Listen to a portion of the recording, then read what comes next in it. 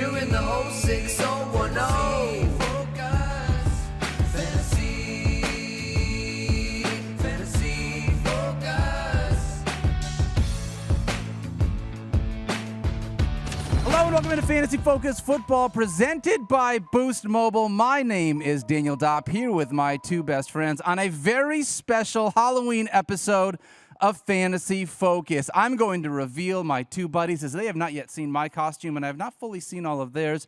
So without further ado, we're going to bring out Mike Clay next to say hello, Mike Clay, and welcome in on this very amazing Halloween Day episode of Fantasy Focus. Oh, there's Michael Clay making his way to the stage for those audio listeners. I cannot wait to be able to see what this octogenarian has going on for us today. All right. Oh, we're getting there. He's almost there, my friends. I cannot wait for him to tell you what he is going to be on today's show. By the way, if you're listening to the audio podcast, you're definitely going to want to check out the YouTube feed for this one. Mike Clay finally in his seat, and now Field Minister Yates coming to the set. Hello, my friend. Look at you, buddy. Look at that spry young I man. love it. You. How are you, bud? You. If you are not watching the YouTube version of this stream, You jerk. you should be. You. I will take this football and I'll throw it at your face right now. I just want you to know I am Field's worst nightmare. Yes, I went into the bowels of all of the bad things that have happened to Field in life. I am a tackling dummy from the Bahamas, my friends. How? Where did you get that? Well, for what it's worth, Rosie ordered it off the internet and has been working tirelessly to find a way to get me inside of it, keep it inflated for a handful of nights for what it's worth. How? Are you going to be able to do the entire show? I'm going to have to do the entire show like this for what it's worth. We'll see. Field, my what are you? You God. look fantastic as well. I'm a bell cow running back, baby. I got my pads on. I got my Darren McFadden jersey that Mike Clay very kindly I love it. allowed me to borrow. And I have my cow costume, which is my costume for the rest of my day because my kids are also going as a cow. But I'm so mad at you right now, but also laughing on the inside. Mike, who are you today? Darren McFadden ruled, by the way. Yeah. Touchdown. Oh, yeah. I'm the impossible, the unthinkable. I am a 28-year-old NFL running back. Stop it. How dare you? Yes. How dare you do that? I'm not sure which one is a bigger jerk. You know what? To be fair, I probably am a bigger jerk, Field. I was trying to be like a scary Halloween costume, and I thought this was my best bet for this year. The best part is that, the best part about this, for those that aren't watching right now, if we can get a shot of Daniel's face, is that He looks like his he's head in pain. barely squeezes through the hole that you guys have cut Yes, out yeah. to make the face. It's like your eyebrows are being pulled up towards your No, they the are. top of your head right now. It's not the most comfortable of costumes because you got to keep it inflated, but then we put this gigantic hole in it. You know what I mean? So it's we're fighting against gravity This is here. impressive. Do you have like some sort of source of air that is? Yeah, there's a pump that's pumping in air. It's just it's doing the best it can right now. That is No, it looks great. Unbelievable. So Man. very fun. Very fun, spooktacular show. Strength of schedule, spooktacular show lined up for us today on this Halloween. Are you really just going to throw a football at? We have balls here. Yeah, I did bring in I do footballs. want to throw a football at Daniel. Unfortunately, right now, my capacity to throw a football with my good hand is not exactly at full strength. And if I threw it with my left hand, I might break something in the studio with my inaccuracy issues. So, well done. Honestly, well played by you. That's legit Well hilarious. played by everybody. I mean, we all have good That was costumes good. here. I like That was it. good. Everyone has been fantasy related. Mike, you're an old running back. Fields, you're a bell cow running back. And I am someone from our Bahamas You're an trip. unathletic, you are an unathletic white guy from Connecticut. That's what it is. All right, on today's show, we are going to do like I said, a strength of schedule spooktacular, talking about a couple of different matchups for the rest of the season. Mike put out a big tweet a little bit ago talking about whose schedules is getting easier, whose schedules are getting harder, and what we should be able to expect for the second half of the fantasy season. We're going to do this from a little bit of a Madden perspective for all of those video game nuts out there, in case you didn't know. And just in case, we got 4 different levels. I want to make sure that in case you don't play Madden, that you understand how this works. We got rookie, which is the easiest schedule. Rookie should be a walk in the park. mode. Even a rookie could do this one. And then you got pro coming up next. That's the next step up, a little bit tougher, more of a challenge, but still on the lower end of the scale. Then you have all pro. Now we're getting difficult. It's kind of like high school algebra. is what All Pro is, and then That was you've hard got for me. you've got All Madden. We're talking best of the best, hardest of the hardest, like the 85 Bears or the 01 Ravens. Honestly, that tackling dummy was set to All Madden when it absolutely smoked me in the bottom. Yeah, it Actually, did. I smoked it. Let's be honest. Yeah, it was a hit stick. That was the problem. You went in for a hit stick, and you should have just done a regular tackle, a form I learned tackle. a lot of lessons during that moment in my life. A lot that will stay with me forever. A lot that I'm going to have to live with shamefully for a long time. But I can't tell you how excited I am to. And honestly, I don't think we have a choice but to return to the Bahamas next year. I think we need to. I can Scene of get the some crime. redemption. Yep. next Sign of year. the scene And of I'm the telling crime. you, I'm going to be so jacked next year at the Bahamas. You look jacked right now. Do you have pads on? I do You have shoulder pads right on. now. Yeah, I have shoulder pads on right now. I just would love to be so jacked for that trip that I could go up there and like the tackling number would just look me in the eyes and just fall over. It would deflate by itself. Yeah. It was so nervous. I'm totally with you on that one, Field. Let's hope that happens. All right. Oh, man. Let's dive into some of these things. We got a fun show today. Obviously, we're going to talk about Thursday Night Football as well and preview that, but we're really looking rest of the season here with a lot of these strength schedules. I'm going to do the best I can just to keep my face from not looking crazy here. Yeah, if you need any help, let me know, because the truth of this show is that it's mostly Mike Clay's analysis, because Mike, of course, is the person who has the information as it pertains to pretty much everything, but he definitely is more dialed in on strength of schedules, both behind us and going ahead of us Yep. than I am. I can speak for myself, and I think probably you when I say that Mike is way far ahead of the rest of the ESPN fantasy team. So, Mike, take it away. What? I didn't hear any of that. Speak up. Mike sir. Clay is the best. Yeah, he's Oh, pretty great. that- He's the greatest. Let's just be nice one day to Mike Clay. Because I'm sophisticated and old and I love that you being old Refined. means you brought in a newspaper. I did. Like you had to Yeah, go out I and also- spend. Where did you find that? What? Newspaper? Did you have to describe You to get your the kids what it was? No, they get delivered to my house because I'm an old person. Stop it. Get my news. Stop it. My daily newspaper. Got to read the news. I don't believe that one When you bit. showed that to your daughters, what was their reaction? What's that, They're Daddy? used to it. This is a local thing, like in Cheshire. They send out for free. So Oh, gotcha. Okay, they're all right. aware. They're Got aware it. of this nonsense. Well, let's dive in, Mike. I mean, a lot of this was a little bit of your idea. I mean, obviously, you've got the strength of schedule you put out, the tweet at Mike Clay NFL. For those that have not been able to see it, I suggest you go check it out because it's a really good insight to be able to figure out what we're thinking for the rest of the season. Uh-oh, my headband is coming undone just Is a it little really? bit. We're going to do the best we can here for the rest of the Keep show, it on. guys. Two things here before we get going is, again, Daniel, total pro costume. Second of all, Mike, if you do need a nap during the show, just let us know. Oh, I will be. I need a nap for sure. So. All right, so 28-year-old running back, a modern marvel. I love that. Stop, Mike What? Clay. No, I'm just reading the paper. That is unbelievable. Oh, you're so mean to old people. Dude, what did you Google to find that image?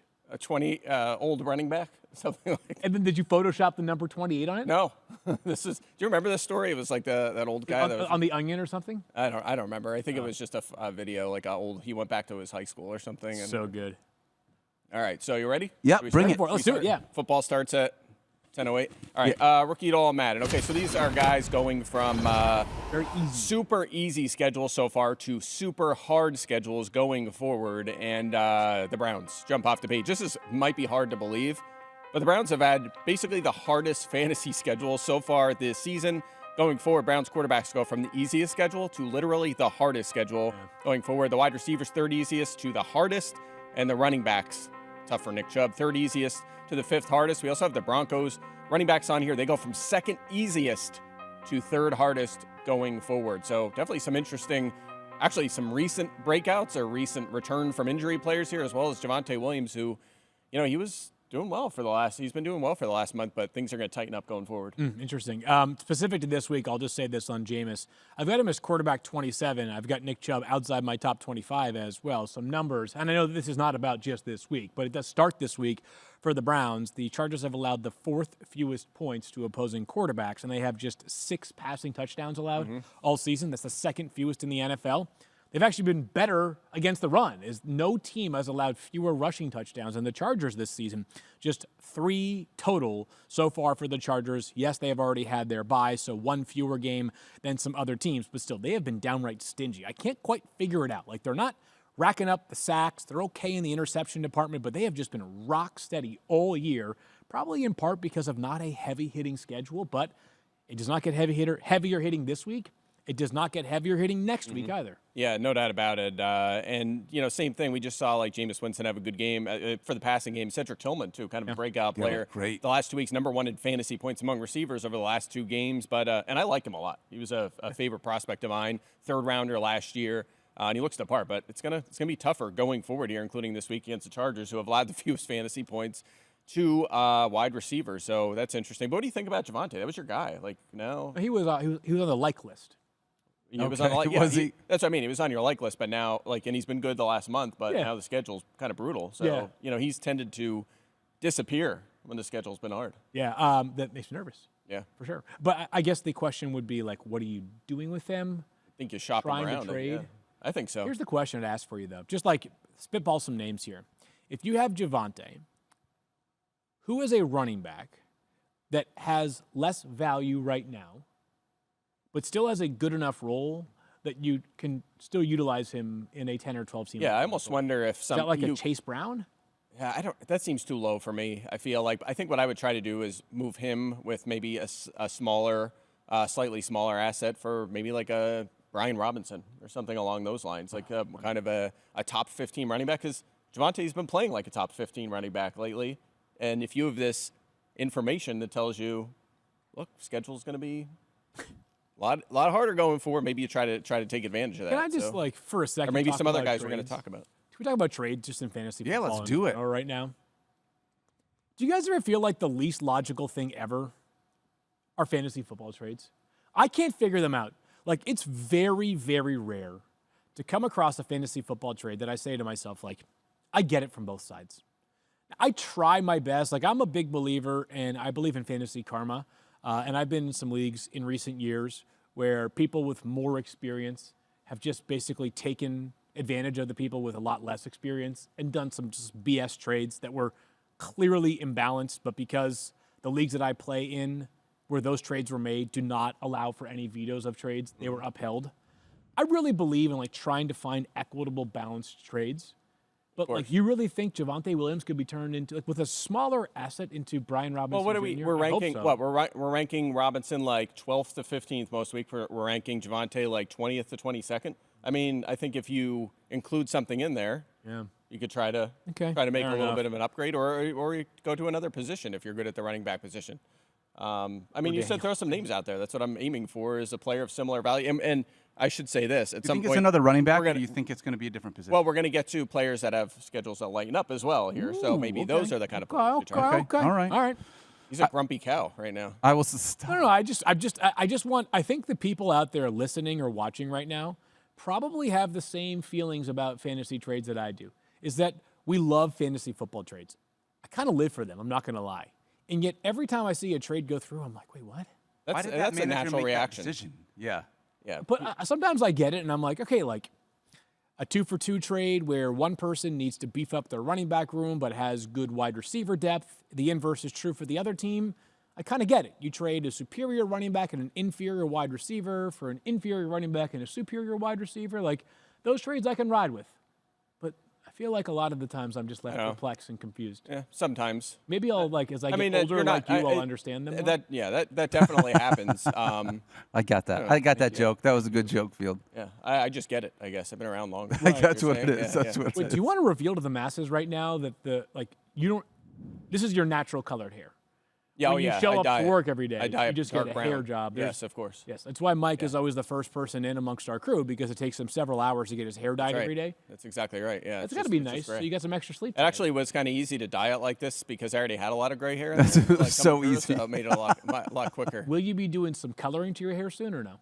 I'll think about it. We'll see. Maybe I was thinking pink, Oh, bright pink or something. So would work for you. anyway, Daniel, any thoughts? Can you speak? Yeah, I got Javonte Williams as running back 27 this week. Here's the thing. He absolutely crushed against the Saints and then was kind of disappointing against the Panthers. I thought he was going to have a much better matchup, and he didn't really take advantage of it the way that I had hoped he did. Although, this is one of those games where the Broncos still, did a really good job against Carolina. Game script just didn't work out for him. You know what's pretty wild about the Ravens who the Broncos played this weekend is the Ravens have allowed the 10th fewest running back points this season. If you just took away that game against the Buccaneers, it would look so much different. Mm-hmm. And I know that we tell you, well, you can't take away just one game or one play from a team or a player, but 51 of the 162 points that the Ravens have allowed to opposing running backs this season came against the Buccaneers. Meanwhile, 25.1 of those 51 came from Rachaad White as just a receiver. Wow. And almost all of that came in the fourth quarter when they were up by 21 points and there was no Mike Evans. And of course, late in the game, Chris Godwin got hurt. So I am not generally one to dismiss the outlier because you could do that for every team. And next thing you know, everybody's numbers look better or look worse. But that one game has kind of skewed the data. Buyer beware for Javonte Williams this week. I feel the same way, Field. Obviously, we still have him inside our top 30, but I would rather go a different direction if I could. You look great. Thank you so much, my friend. Maybe I was overrating the perception of Javonte Williams. I feel like it's higher than that based on how he's played the last month. But Yeah. I guess it's maybe someone as savvy as yourself, you young bell cow, understands the value a little better. But I think a lot of people might not think that gap's as wide. Well, hopefully, I mean, the Broncos do feel like they've been playing a little bit better as of late with That's Bo Nix, so like that may be a part of it. But Yeah. definitely going to be a tough one for him moving forward. Let's go from pro to all Madden, right? So obviously not the easiest of schedules to start the season, but it wasn't too shabby. Nothing to take a shake a stick at. There we go. Say what you were going to say shake before. a stick. All right, so here we go. Yeah, so these are going from pretty easy to very hard going forward. Jags running backs go from 10th easiest to 4th hardest. Chargers running backs, we love J.K. Dobbins, but he goes from 5th easiest to 6th hardest. And then Steelers running backs as well. Mid-pack schedule so far, but they have the hardest schedule going forward this season. That's a tough one with Najee Harris seemingly like heating up lately, but now the schedule going forward is going to be brutal. Yeah, I just want to remind everyone, Travis Etienne has been dealing with a hamstring injury, so we're going to see how that works out heading into week 9. This week, though. We're going to hope so. I mean, here's the thing. Tank Bigsby has been back and forth. Last 4 weeks, RB1, RB51, RB8, RB31. So he's been a little bit all over the place with what he's done. It's been kind of matchup dependent. Mike Clay? You know what that sounds like? It sounds like a running back who never gets targeted. Or, a touchdown-dependent running back. Yeah. Well, that's what I mean. You need the touchdowns. If you're not, like you think about Rachaad White. He doesn't have to score because he might go 5 for 60 through the air and make up for it. So that's the problem. Yeah, Tank's best finish this year in a given week without a touchdown is running back 31. Without a touchdown. Without a touchdown. Wow. So if he scores, you got a chance, obviously, but it's harder to count on touchdowns. By the way, for those that might be watching, Mike, he offered me this, and I took him up on it, so I'm assuming it's okay, but he said he gave me some witch's potion to drink for the show. Witch's brew, huh? Witch's brew. He said it would make me even better at fantasy football than I already am, which is hard to believe. Like, I'm already at All Pro, so is there something better than All Pro or no? Yeah. You want to get to All Madden level. Let's see. Oh, All Madden. Is there something, like, should I be nervous? Yeah, you should be nervous. Tell you what, it does taste great. It's got some cayenne pepper and water in there. I don't know what else is in there. But God, it's awesome. Wow, love it. Little milk of magnesia. That's why I say so sharp looking at my old age of 28. Oh, it's all the cayenne pepper, huh? That's it. Nice. That's my Congratulations. Trick. Thank you. Yeah. I do want to ask this. How are you guys approaching J.K. Dobbins? Mike, you had a spot earlier in the season where you were talking about now might be a good time to trade him. Taking on Cleveland this week, who have allowed the 8th fewest fantasy points to running back. But he has not, I mean, he's had a couple of really nice weeks, 16 or 8 more fantasy points in 4 of his 7 weeks. How are you approaching J.K. Dobbins for the rest of the season? I don't think you have to trade him just because, A, his volume has been terrific. He's pushing 20 touches every week, has involvement in the passing game. And B, he's like very little competition. Like Gus Edwards might come back at some point. He's not really a threat. 2 more games before he can even return. And Vidal is playing a situational role. Like I just and not even there was a minor concern maybe Vidal would steal like a lot of the passing game work. That has not happened. He's gotten a couple carries, a target here or there. So Dobbins is in a good spot. The problem is the efficiency might be trickier going forward with this 6th hardest schedule for running back. So I don't think this is a panic and trade. But again, this is just good information to have when you're evaluating trades or considering moves. 2 things. First of all, J.K. Dobbins had 8 targets last week. He's had just ridiculous volume. Second of all, really is breaking out. Agree or disagree with the statement from you guys? You know, we went through this phase recently where it felt like bow cow running backs were going out of style. I, of course, have brought them back. Does it feel like the NFL has brought them back a little bit this year as well? Like, there's some backfield. It feels like there's a few backfields where you can tap into either or. Like, the Lions obviously are in a category unto themselves. Those 2 guys are going to be pretty much elite every single week or close to it, right? How many other backfields are you like, you know what? You can scrape by with either or. Like Cincinnati kind of hanging on the fringes there. Atlanta when Algier gets some work. But like It feels like this year we have actually more guys who, even if their upside isn't quite as high as our traditional sort of construct of a bell cow running back, feels like the number of backs that are usable this year has actually decreased, whereas I thought we might get to like 35-ish usable backs. Like Tampa's still in the mix there, but there are so few teams that actually offer 2 valuable running backs. Yeah, and I'll let Daniel take this one because speaking of Chargers running backs, I have a little something I'd like to give you, son. Oh, great. Oh, I can't wait All to. right, so good. All right, so let's talk about this You a need a little hand bit. getting up? I mean, I do agree with you, Field, because, I mean, if you remember last year, too, it felt like Devon Achane and Raheem Mostert both were, like, in a conversation. And right now, Mostert, unfortunately, has been banged up for a majority of the season. It does feel like there's more singular backs than there are, like being able to find ways, like you had mentioned, Bucky Irvine or Rashad White, or, Mike is officially back here with whatever he's got going on.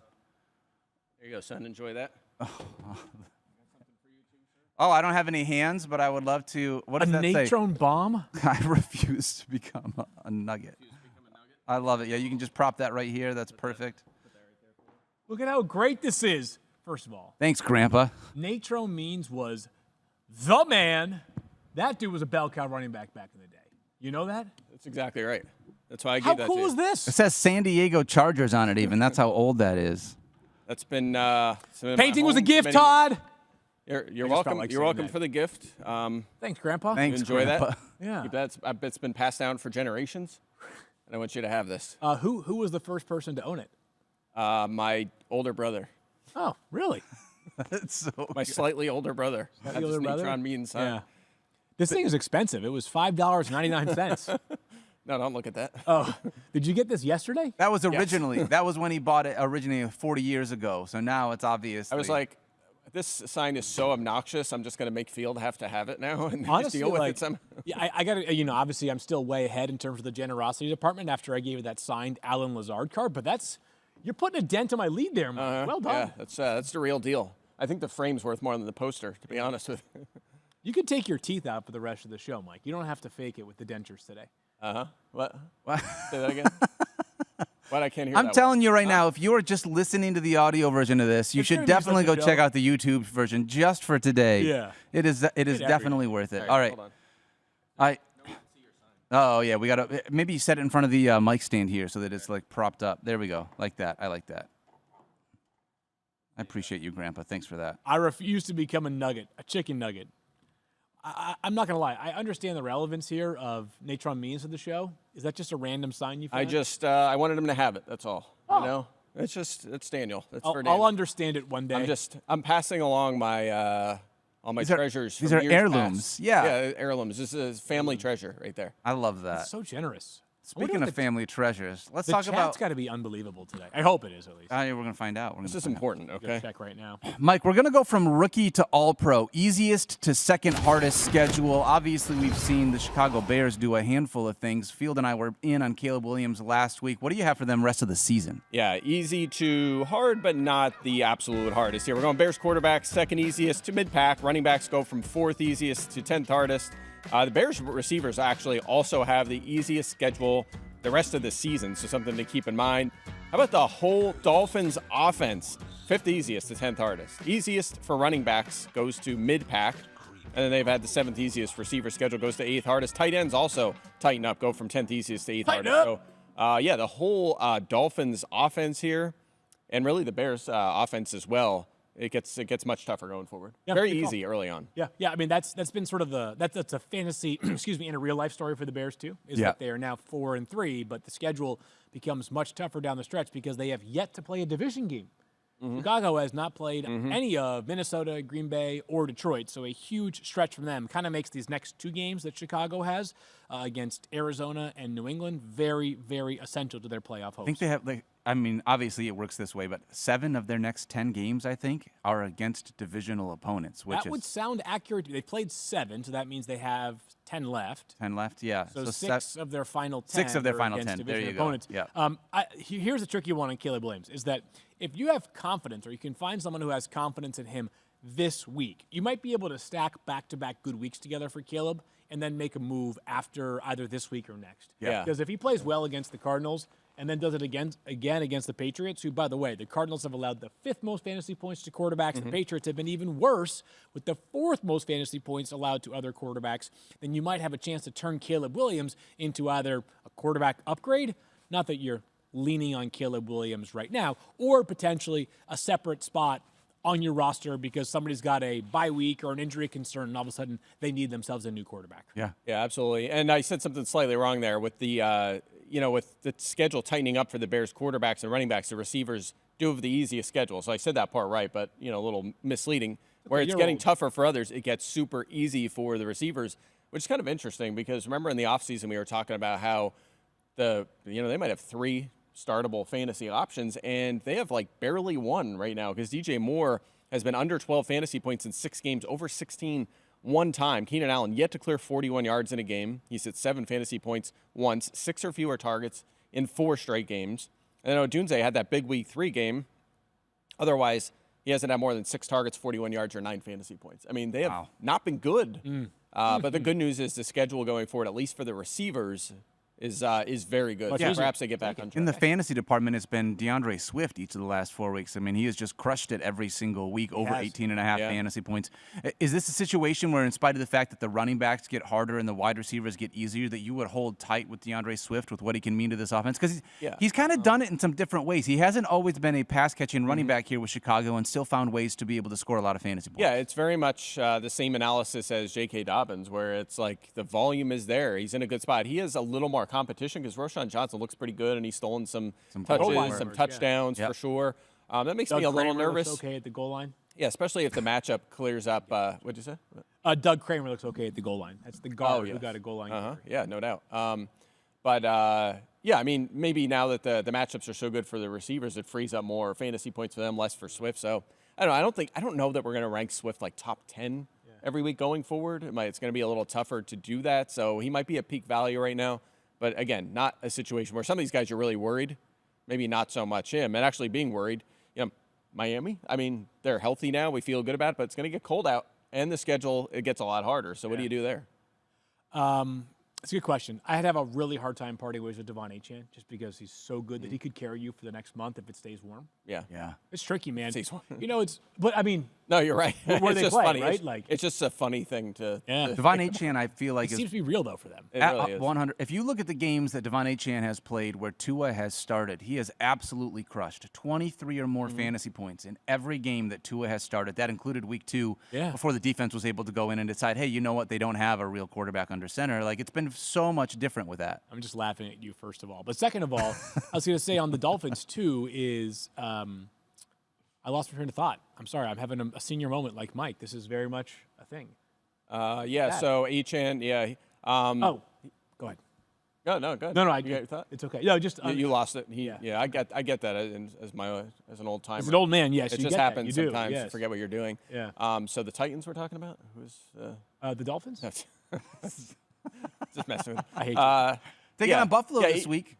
Yeah, Achane is interesting because it's not like his rushing efficiency has been very good. He hasn't been running it well. It's been a lot of passing game work, although he seemed to run it a little better this past week. So maybe that gets him going in the right direction. I'm still worried about him being so small, though. And Raheem Mostert did take a touchdown away, and he's going to be a factor here. Good matchup in week 9. Yeah. So, Mike, I'm glad you mentioned the Dolphins, and the potential for fading.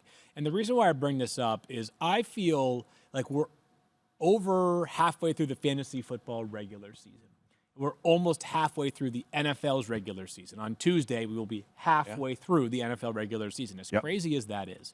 And I feel like by now I have a general sense on my teams. And what I want to warn people about is this. Because my War Room team is hanging in there. The War Room's got a very weird set of standings this year. There's no major gap. Like the top to the bottom is basically, it's a big, huge cluster. There are a couple teams that I think feel pretty darn good about themselves. There are 2 out of the 16 that probably feel like, it might not be our year.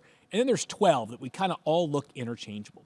And so the reality of that is when you're not looking at everybody else's team and you're looking at just your own, you're like, come on, man, tough goes here or there. I went back and looked at some of the playoff scores across leagues last year in leagues that I played in. Anything can happen in the final month of the season, people. No doubt. And whether it's teams who all of a sudden have less to play for and players become less valuable, whether it's guys like literally the Dolphins who might become less valuable because they're playing games in cold weather, like all kinds of bizarre stuff can happen. Like high-stakes championship games that I went back and looked at the box scores on, the best players on teams were duds, and they still found a way. So anyways, I say that as an aside to, like, if you're sitting there stuck in the mud, but not left for dead, and this is me perhaps looking in the mirror and talking to my own War Room League team that, like, you know what? Hasn't been a dominant start, hasn't been a bad start. We're going to find a way. We're going to keep plugging away here, hoping for the best, and don't count us out. Don't do it. I'm just telling you, don't do it, and don't do it to your own team. That's totally fair. You're right. I've won some championships with some unreal. I think about like Elijah McGuire, like as a starting running back, like. But I'm thinking about our championship game last year. We're literally on the set of the pod, and you tried to snipe me off waivers by picking Jared Stidham, so I couldn't start him. Like, and we battled it out with like these backup quarterbacks, and we were both missing all these players and stuff. So that could be very fun. That dynasty league that we're in is now half ESPNers and half former ESPNers, including Matthew and Damian Dabrowski and a few others people probably have either heard of from the show or heard us mention on the show. All three of us have good teams this year. Yeah, we do. Like, yeah, mine's underachieving, but we'll be back. No, but your team battled some injuries. Good on paper. It's yeah. excellent. You're the defending champions. You have an excellent team. You've got CeeDee Lamb and Breece Hall and Puka Nacua and Ace. Yeah, you've got an excellent team.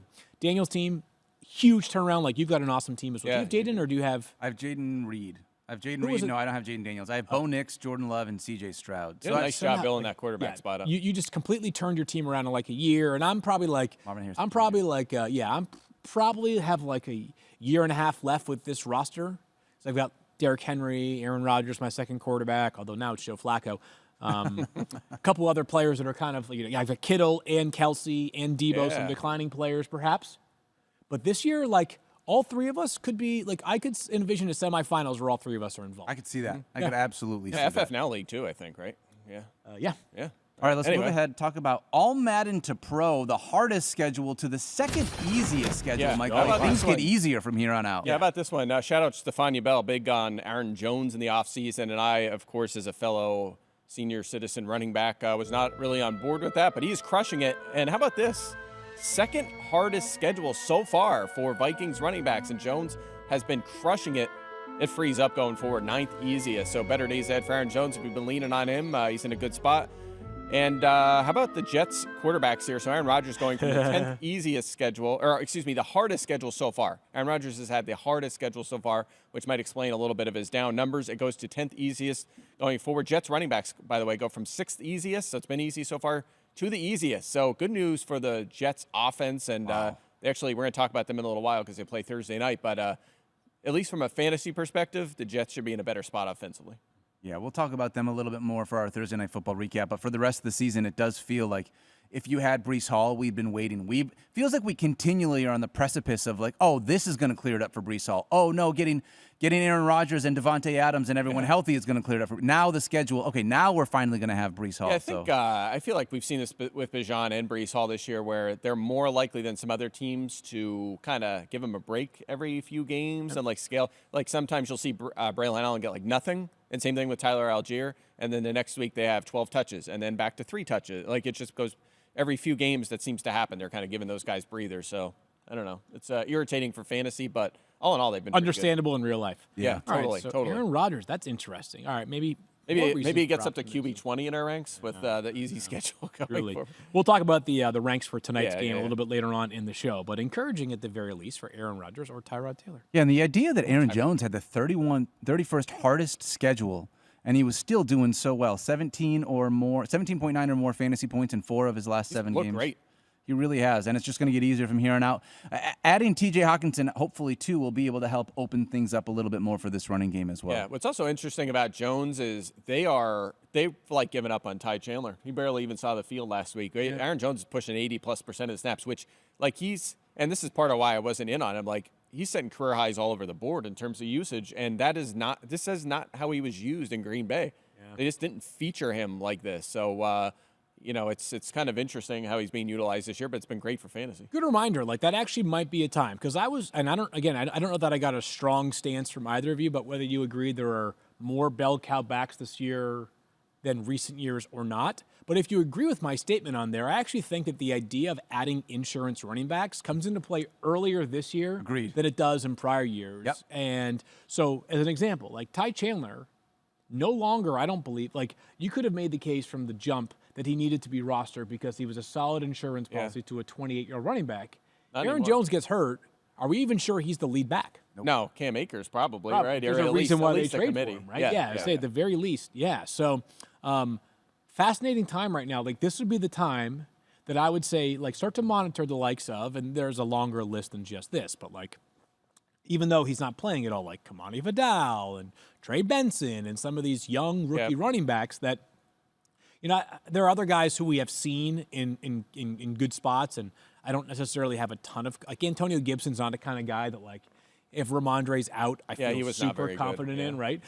But maybe that will prove to be the case with somebody like, as an example, Trey Benson. But we haven't seen him not do it well enough yet. So I would be interested in adding him. Obviously, Zach Charbonnet, amongst the most valuable second man in running backs. Handful of others that I think should be added now as opposed to waiting. Yeah, I think the reason why there's so many feature backs is because I feel like running back injuries are down. Like they've been pretty take it. healthy. They're holding up this year. We've had all these receiver injuries and even tight ends at times to some star guys like Ingram and Njoku, and obviously Hawkinson's been out, Goddard now. But running back's been healthy. Like we talked about this yesterday in our ranking show. Yeah. You get into the teens and you're still like, man, how are these guys not top 5? Jonathan Taylor outside the top 10. The position is healthy and deep right now, and I think that's part of why it looks like that. But I cannot agree with you more. There are a lot of those number 2s that'll skyrocket in value if someone gets hurt, and those are the kind of guys you want on the end of your bench. I have teams, I think like the Focus League, for example, like my entire bench basically is those guys, those number 2 backs like Braylon Allen and Benson and guys like that. So a lot of guys out there like that. Jalen Wright, Blake Corum, all these guys. Yeah, that's another one. Have some Good example right there. Yep. And we're going to talk about one right here, another one. Let's talk about some pros to rookies. Second easiest schedule to easiest schedule, as if it needs to get any easier for the New York Giants. Mike, is this finally going to give us some more fantasy value here? Yeah, perhaps. The whole Giants offense looking good here, going from mid-pack, basically a mid-pack schedule for them across the board to extremely easy going forward. Quarterback, easiest schedule going forward. So maybe Daniel Jones, more streaming value. Running backs, third easiest. Tyrone Tracy, I don't think he's going to play this week, but going forward in a good spot. Receivers, second easiest. Tight ends, second easiest there. And then we also have the Eagles running backs. How about this? 9th hardest schedule so far for Saquon Barkley. It's second easiest going forward. Wow. And that's another kind of sneaky spot to look at. Throwing darts at backups, especially in deeper Shipley? leagues like a Gainwell or Will Shipley. And then Cardinals running backs. We just talked about Trey Benson. This applies to James Conner. If he's healthy, mid-pack to 5th easiest going forward. And the Cardinals' schedule during the fantasy playoffs for running backs is outstanding. So really 2 top 5 run defenses in terms of fantasy points allowed. So James Conner in a pretty spot here as well. Dude, I'd love to be able to hear this. I mean, ideally, the Giants can get some consistency because we've seen some boom weeks, right? Obviously, Malik Neighbors has crushed in certain given situations. Tyrone Tracy has looked really good across a couple of games, but we haven't had that consistency that we've wanted. Hopefully, this easier schedule can maybe give us some of that.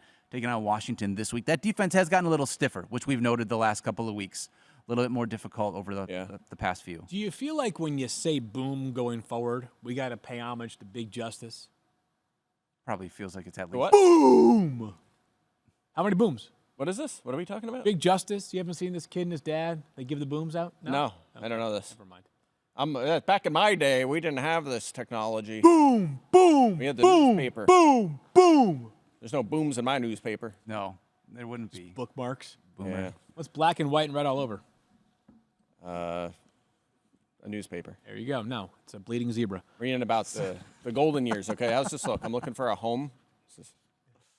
Question for you, Mike. Have you been watching The Golden Bachelor and The Golden Bachelorette? I've not. I've been roped into Love Island. So through Love Island USA. Wow. I have some strong takes. Should we do a show on that? Yes. No. Next week. No, please no. That is one thing I have not watched, unfortunately. It's man, I got roped in. But anyway.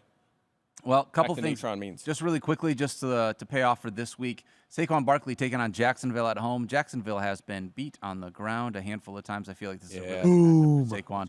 Ideally, Jalen Hurts continues or stops stealing touchdowns from Saquon Barkley. And then this week, James Conner takes on and the Arizona Cardinals take on the Chicago Bears at home in Week 9. Yeah, I think we should talk about Conner because this is so rare in fantasy football, right? We always have everything. We talk all offseason. We have everything set up. We evaluate all these players, and then there's chaos everywhere. And guys are better or worse or injured. One guy gets hurt, it changes everything else. James Conner is exactly what we thought he was going to be. Every year. Exactly. 18.1 touches and 89 yards per game, 4 touchdowns in 8 games. So he's a solid RB2. He has 6 top 20 fantasy weeks already this season, but doesn't have like a super high ceiling. He's just that solid RB2. And again, Chicago this season, 4.7 yards per carry allowed is 6th highest. So actually maybe a good opportunity for him to run the football. But again, it's just we undervalue him every year a little bit.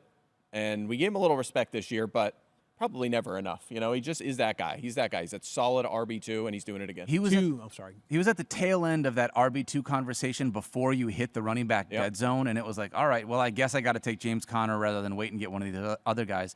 And he's been one of those few guys that has really panned out. Yeah, has been good. He's this year's James Conner, you know? He's he just keeps doing it. Well done. Oh, I love it, Mike. All right, next one. Let's talk All Madden to rookie. Is this our last category? Yeah, it is. Yes, Hardest this might be buy schedule. low players. This is the fun one, okay? Save the best for last. Yeah, this is what you want to hear. So this goes from brutal schedule so far to super easy.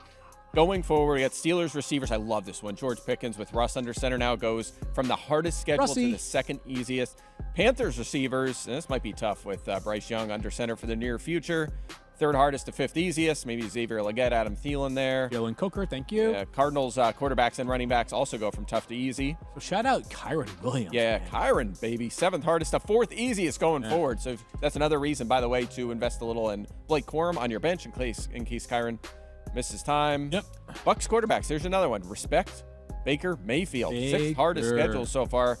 It's in the top 10 in terms of one of the easiest going forward. The running backs free up. The tight ends free up as well. Kate Otten in a good spot. And then finally, Titans quarterbacks and receivers on there. They go from top 5 hardest to top 6 easiest for both of those positions. Maybe Calvin Ridley gets saved a little bit down the stretch here. So yeah, these are the ones we like. A lot of good situations going forward. Steelers are on bye this week for what it's worth. So when we're talking about right. George Pickens, we're looking forward to the future for that one. But ideally, But a perfect chance then to try to trade for him. Yeah. Right? Because people are going to totally. see the buy next to his name, and you're going to get a little discount on him. Do you think if Mike Williams got traded to the Steelers, he would have value for you?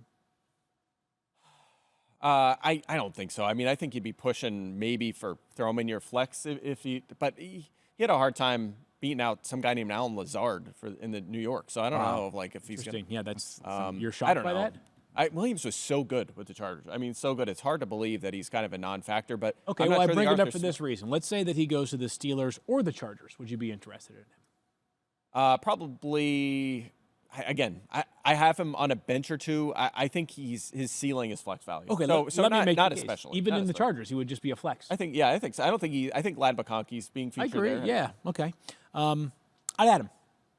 I would add him. Here's the reason why. I agree. Yeah, I would add add him him, tonight. but- I would do it today because Okay. the Jets play tonight. So if he does not, obviously he's going to play tonight, but he will lock on waivers as of tomorrow. by the or as time of the tonight, trade 8 deadline o'clock. gets here. The trade deadline is Tuesday at 4 p.m. Eastern. I see what time. you're saying. So if you're going to grab Mike Williams and he's eventually traded, you're doing it before the game tonight because if you don't do it now, you're going to have a bunch of competition on the waiver wire. Yep. Yeah. So if you have a flexible bench spot, and I'm guessing a lot of you do, I think it's worth adding Mike Williams for the possibility of him being traded between now and Tuesday at 4 p.m. Eastern time, because if he does, he will obviously have an increase in value.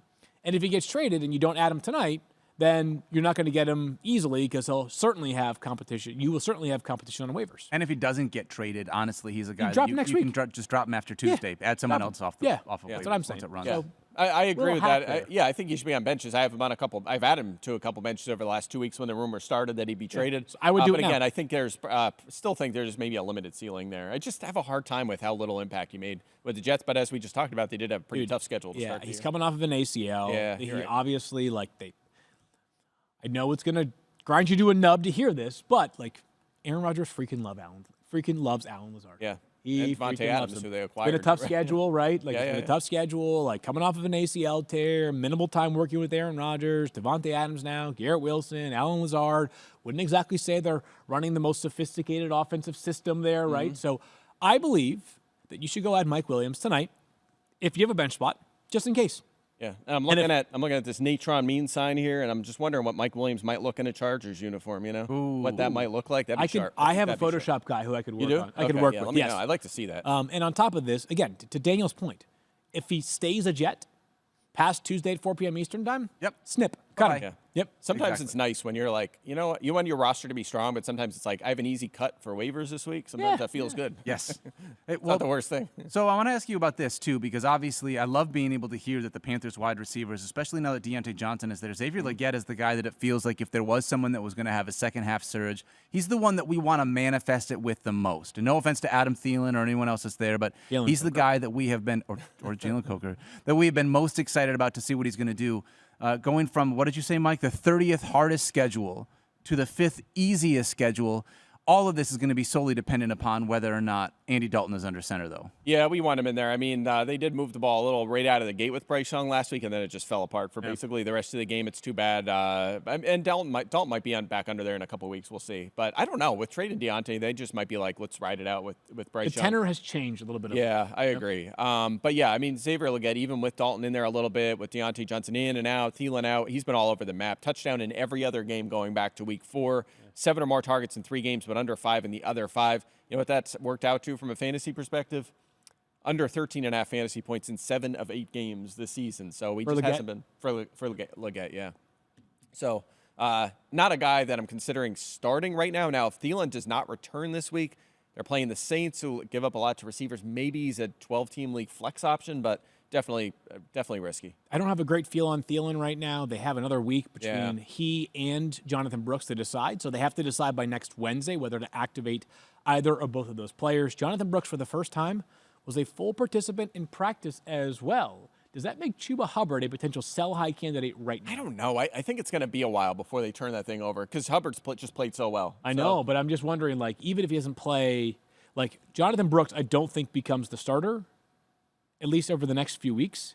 But is he going to have enough of a workload to take away from Chuba Hubbard? Yeah, maybe. But where it's just like, what's the market value for Hubbard right now? I don't know if you're going to get a lot for him. I think everyone kind of has anticipated the return of Brooks, so I know what you're getting. But maybe. I mean, you think his workload may lessen going forward this season, but it's a tricky one because Brooks also might hit some, a little bit of a rookie wall here. It might take him a while. They're going to be to go. judicious with him for sure. Yeah, no doubt about it. I'm curious to see if Miles Sanders gets cut or traded on Tuesday. I think trade is possible. I'd be surprised if they cut him. Yeah, but he's not going to be thrilled not playing at all.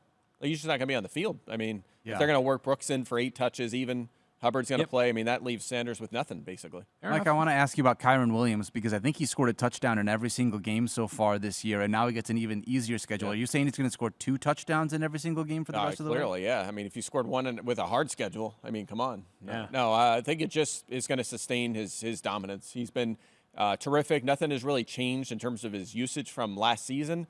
They did make a shift of Ronnie Rivers downgraded and Blake Corum upgraded into that number 2 role, but it hasn't meant more than a few touches a game. So. He's the James Conner of RB1s. He's the James Conner of RB1s. Yes, We thought coming into the season he was just a rock-steady RB1, and he has been a rock-steady RB1. Yeah. Remember when people are panicking about him? Yeah. He was going to return 2 punts? Yes. He has returned, I believe, 2 punts this season. Wow. Are you when you look at these Bucks? Obviously, we saw 1 week. I know we need to see a second week. The second week is going to be really difficult because they take on the Kansas City Chiefs. Obviously, we have Baker Mayfield a little bit lower than we have had, and this has turned into a running back by committee with Bucky Irving and Rachaad White. Rachaad White's still the guy that is getting all the passing game work there. But knowing that this is going to become an easier schedule, first off, I am thrilled for the couple of shares that I've got of Cade Otton. Because it feels like he is going to be the premier pass catcher in this one. Money. No one has really taken, at least in the first week, we didn't see any one of those 3 wide receivers take over as the de facto number 1 pass catcher in this Bucs offense. Cade Otton did. Yeah, exactly. He absolutely did. Yeah. 2 straight games with 10-plus targets for Cade Otton. He's been crushing it. He seems like he's blooming into a factor in it. And it makes me wonder, like, again, he was a mid-round pick, and sometimes those guys develop into, just solid back-end QB or tight end ones. And he was kind of blocked a little bit by Chris Godwin and Mike Evans, not to mention Rachaad White out of the backfield. So maybe now he's getting an opportunity and will bloom into a a consistent long-term fantasy starter, like a Dalton Schultz type, that kind of player. Yeah, would that'd be kind of nice. make sense. Yeah. That'd be great.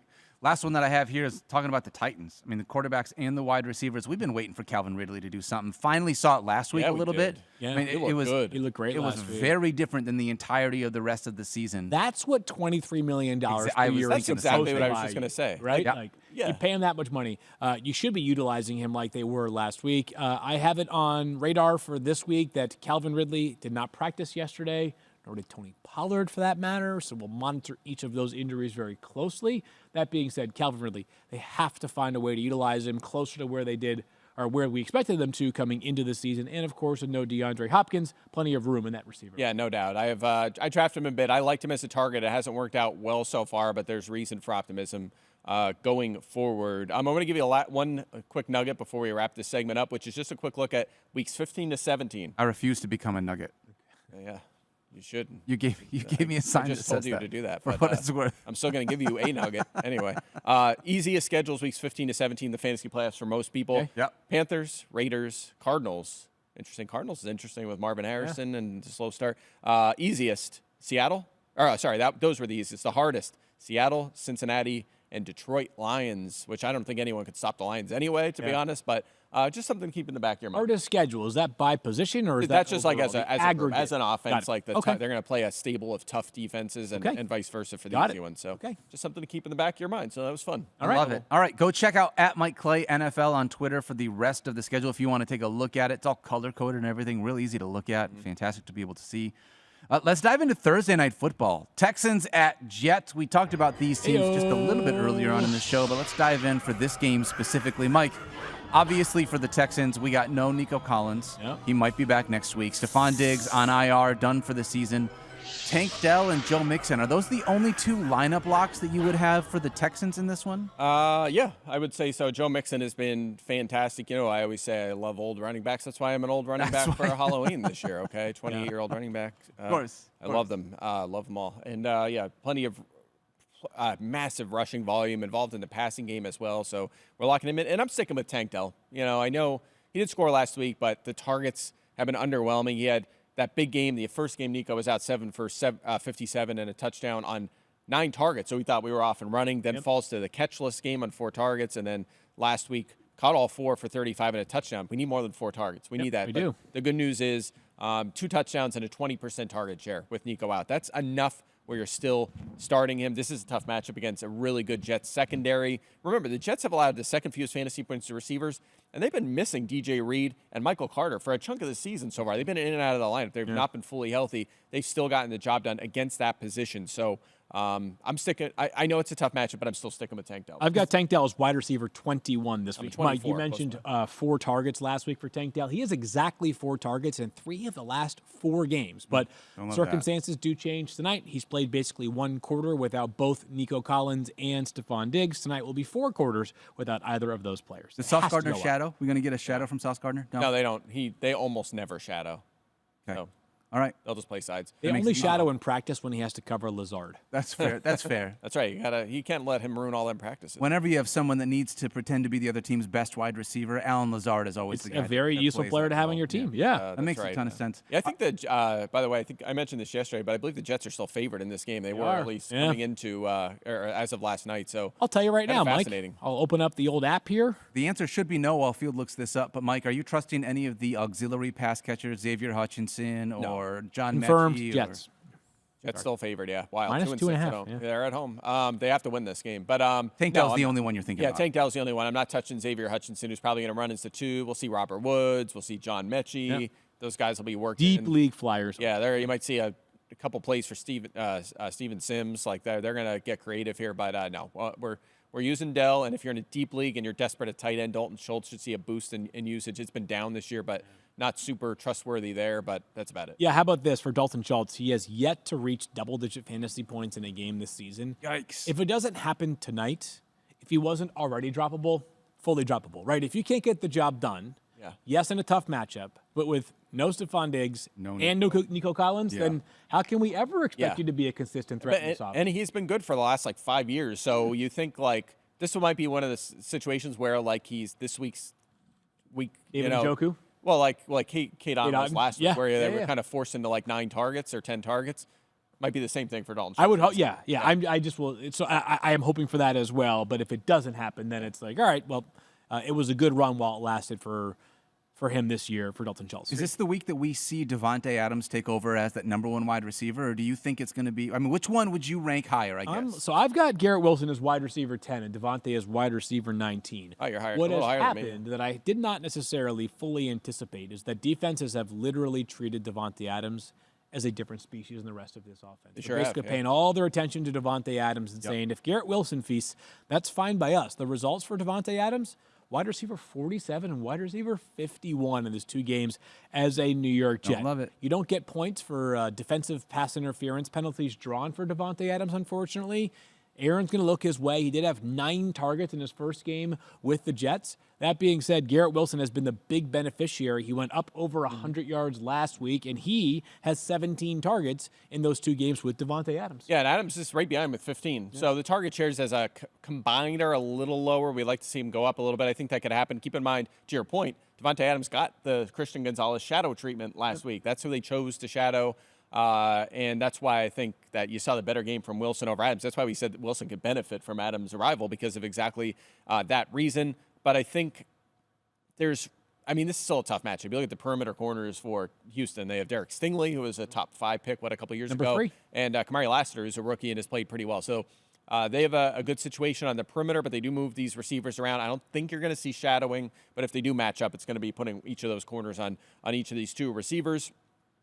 Houston, 6th lowest EPA allowed to opposing passing games, so they've been good there, but they have allowed the 3rd most touchdowns to receivers this season, so perhaps there's something there. But I do feel a little bit better about Adams this week than I did last week. Yeah, Stingley was taken 1 pick ahead of Sauce Gardner. How about that? Wow. There you go. 3rd and 4th overall at corner.